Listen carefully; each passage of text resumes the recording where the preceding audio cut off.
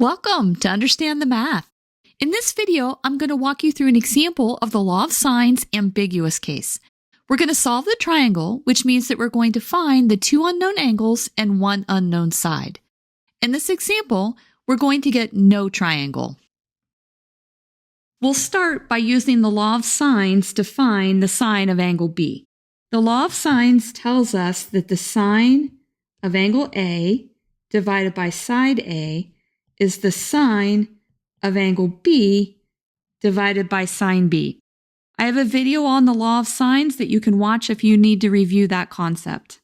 We can solve for sine B, and we get that sine B is equal to B divided by A times sine A. Let's now plug in our values. B is 45, A is 20, and we multiply that by the sine of 125 degrees. When we put that into our calculator, we get a value of 1.84.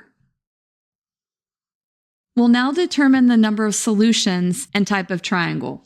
Our sine B is equal to 1.84, which is greater than 1. We know that the sine function ranges from -1 to 1, so we'll have no solution for this equation.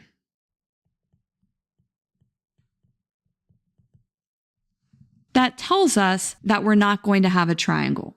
Let's see what this looks like graphically. This small piece is A is equal to 25.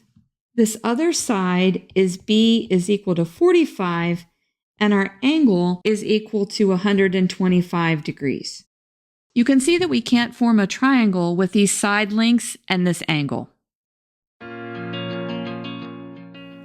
If this video has been helpful to you, please consider subscribing to my channel. Keep believing in yourself and have a great rest of your day.